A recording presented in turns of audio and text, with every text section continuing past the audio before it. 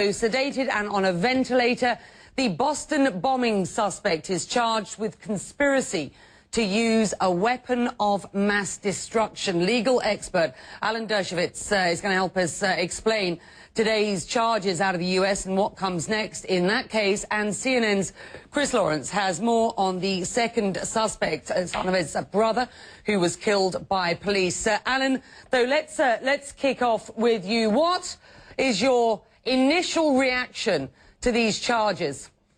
Great surprise. Everybody thought that the indictment would be under the federal terrorism statute, which requires the government to prove that the intention was to intimidate, coerce the United States government. Instead, they charged him under a very rarely used statute involving explosion of weapons of mass destruction that result in the death of an individual. That requires far less of a level of intention or intent of state of mind. And so I think a lot of people were surprised at what statute was selected by the government. I think there may be a political reason for this.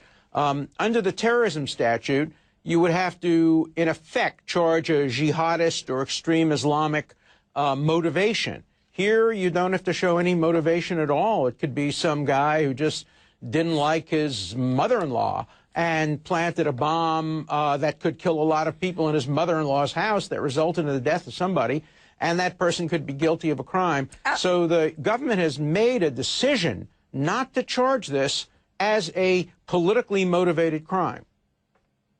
Is the charge of a weapon of mass destruction always a capital offense?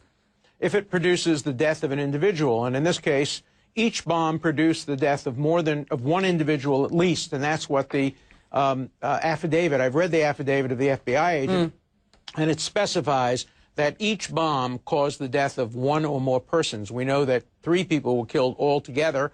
I'm not sure I know at this point whether bomb A killed 2 people and bomb B killed 1 person or vice versa, but all that has to be proved is that one death resulted from the use of a weapon of mass destruction, and that is enough. So it's a very interesting, perhaps one might say clever, use of a statute. It also explains why they didn't Mirandize him, because Miranda simply would exclude. Hang on, remind us what Miranda rights are. Well, Miranda requires that a person be warned before he's questioned of his right to counsel, his right to remain silent, but the only sanction for that is you keep the evidence out. And what people were worried about, I was worried about, is that he might confess to a jihadist intention, which would be necessary under the terrorism statute to get the death penalty.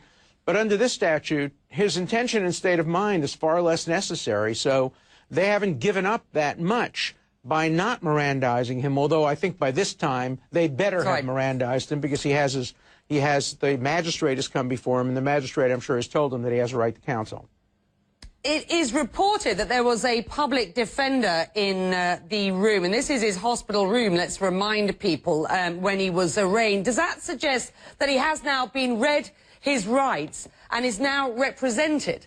Yes, and I can't imagine that a magistrate would ever appear in front of somebody in a hospital room without a lawyer being there to represent the defendant. The defendant may very well not even be competent to make choices or decisions about his life and welfare, and so he needs a lawyer, and I suspect the magistrate first made sure that the federal public defender brought a lawyer along, so it really now doesn't matter whether he was given his Miranda warnings, because his lawyer can tell him what his rights are, and actually it's better coming from his lawyer than coming from the government.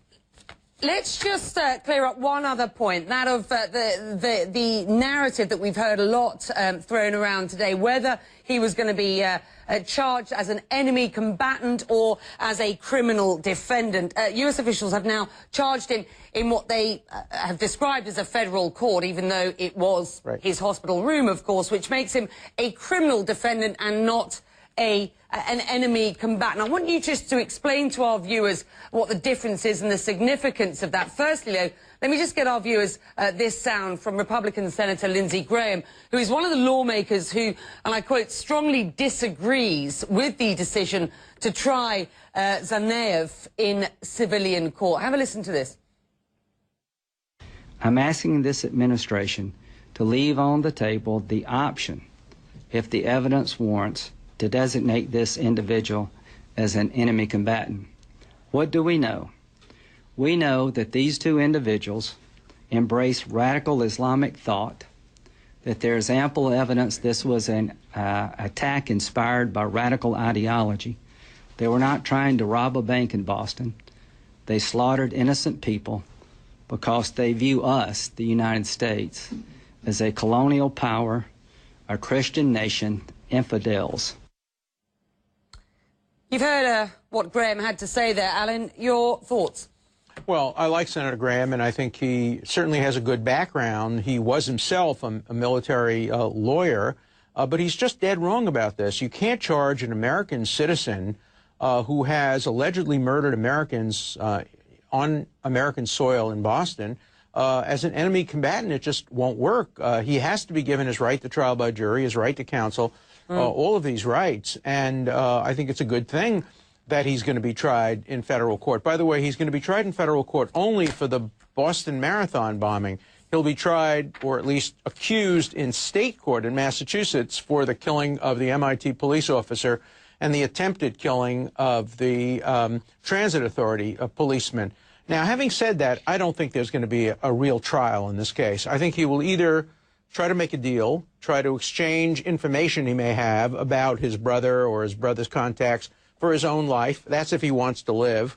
Or he may want to die. He may want to be a martyr. And he may say, look, I want to brag about what I did. I want to boast about it. I want to claim it was justified. I want to demand the death penalty so I can join my brother in paradise. But I think the least likely alternative is that we'll see a conventional trial with traditional defenses and attempts to try to disprove the government's evidence, physical evidence. I don't think we're going to see that.